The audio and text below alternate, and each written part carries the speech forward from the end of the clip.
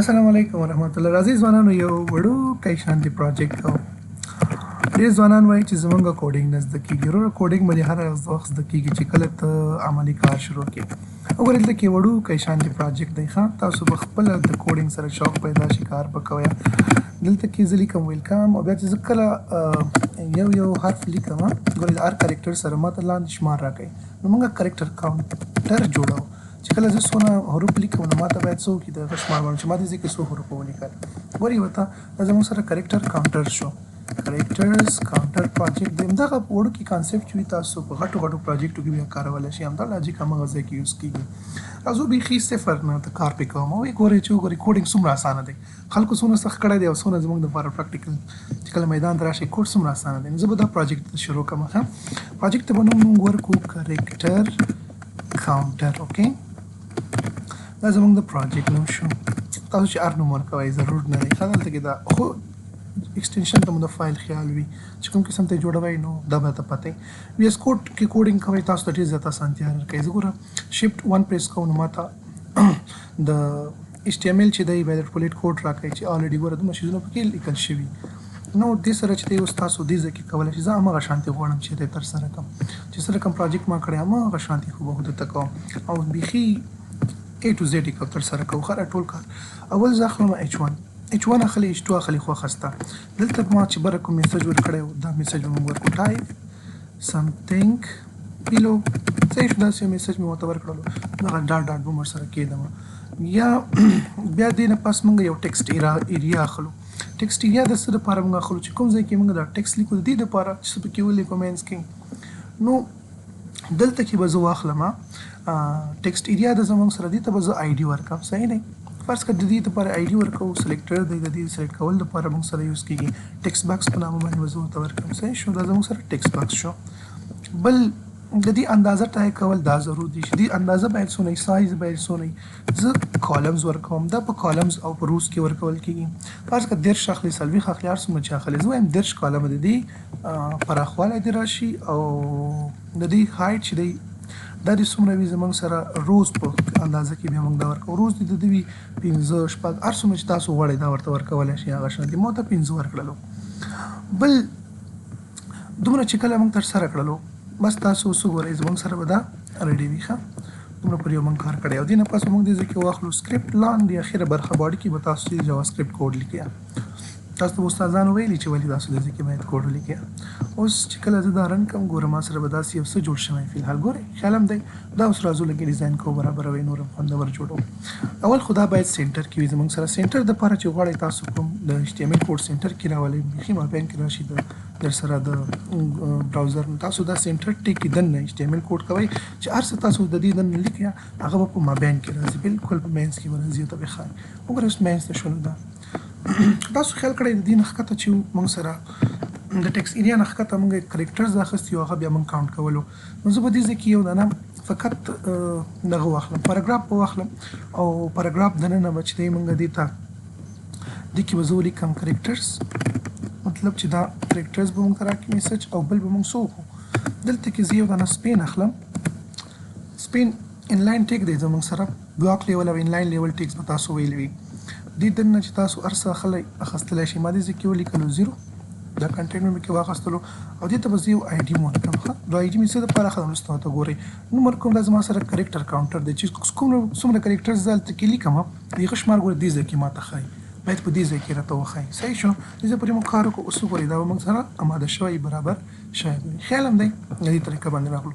اوس به وایي چې دا رنګ هم باید موږ ته راشي. دا به څونه غټ دغه وي هېڅ هم نشته دی، فقط دلته کې باډي کې ولیکه دننه سټایل، ځکه موږ باډي باندې رنګ اپلای کوو.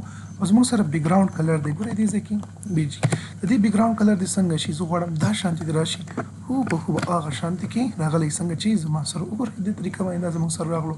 دا مخکینی پروجیکټ دی زموږ سره او دا زموږ سره دا پروجیکټ دی، فقط دې ځای کې ما ډاټ ډاټ ایښی. ښه، نو اوس واپس راځم. اوس د دې لپاره موږ جاواسکرېپټ کوډینګ کوو. چې کله زه کرکټرز لیکم نو هلته ماته شمار باید راکړي او د دې دا څونه اسان دی زموږ سره. زه به یو فنکشن واخلم. فنکشن تاسو پوهیږئ یو بلاک اف کوډ دی چې یو مشخصه یو خاصه ځانګړې دنده تاسو لپاره ترسره کوي.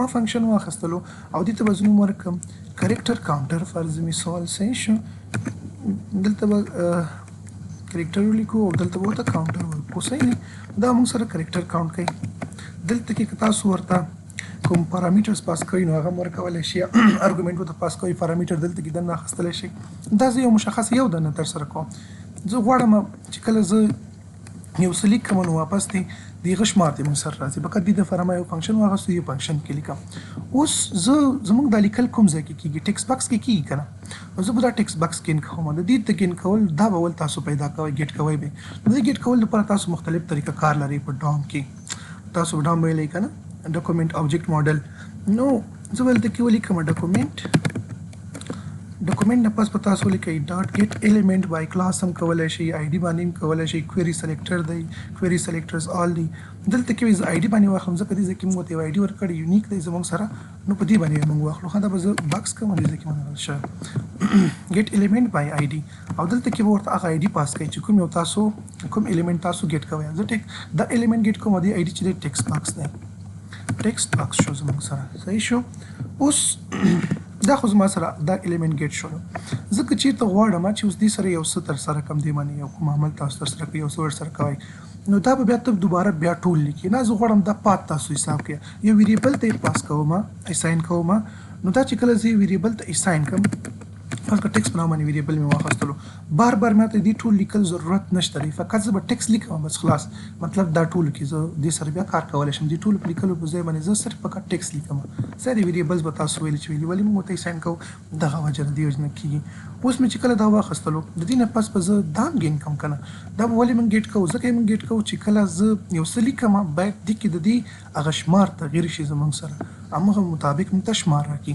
یو شی چې زموږ نه دې ځای کې پاتې شو هغه څه شی و باید صرف ګیټ کول مې ورته ویل یو فنکشن موږ دې ځای کې اول به زه تاسو دا بل هم ګیټ کوم بیا به دې نه پس ته وایم چې سټپ بای سټپ لاړ شو ښه مثال پرې خلاص شي بیا به تاسو ولیکئ ډاکومنټ ډاټ ګیټ ایلیمنټ بای آی ډي صحیح دی دا مو چې کله واخیستلو واپس ګورم ورته ویل چې اوس به دې ځای کې ورته څه پاس کړو همغه زه غواړم آی ډي په واسطه باندې دا ګیټ کوم نو موږ د دې آی ډي چې دی زموږ سره سی سی دی فقط دا به تاسو واخلئ چې دا هم کله تاسو سره وشولو اوس دا خو دواړه ما ګیټ کړل وشو که دلته کې ته اوس دوباره موږ نور څه نه کوو که نه که کولی مو نو بیا به ما چې دی دلته کې ویریبل کې دا اخیستی خو فلحال زه دا ویریبل کې نه اخلم اوس دې ځای کې څه کوم دلته کې زه راځم لومړی دلته کې چې څه شی لیکل کېږي دا ویډیو موږ غواړو ځان لپاره یې واخلو صحیح دی دې ویډیو په واسطه باندې چې دې ځای کې څه شی ولیکل شول دا ویډیو راغله چا ته اساین شوه ټکسټ ته اساین شوه وشو دې ځای کې ګورئ اوس دلته کې مې دا اول دا مې ګیټ کړو اوس دلته مې ورته یو میتډ ورکړلو دا مې ورته ویل چې کله د دې کې چې کوم څیزونه موږ لیکو دا ویډیوز راځي دي کې دننه ټکسټ باکس کې